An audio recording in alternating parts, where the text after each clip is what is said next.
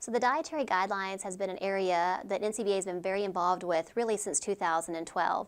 And many of you probably know that every 5 years, the Department of Agriculture, USDA, and the Department of Health and Human Services, they create and establish an advisory committee. And the goal of this advisory committee is to review the latest nutritional evidence that's out there and then make a decision on if there needs to be changes from the previous dietary guidelines for Americans.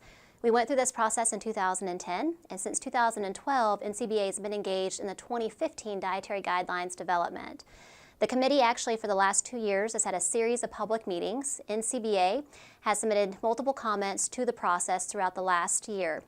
But on December the 15th, the advisory committee went a little bit of a different direction, and they started talking about the nutritional benefits and the differences between what red meats are versus processed meats versus lean meats.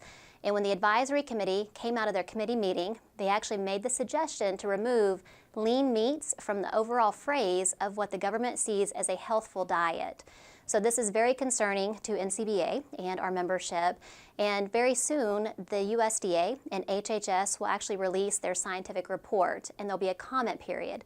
So what we're looking for are producers and anyone that is actually involved with nutrition, research, in the meat industry to actually submit comments to both the Department of Health and Human Services and USDA and talk about the mistake that this advisory committee made on removing lean meats from their healthful diet and what they consider a healthful dietary pattern.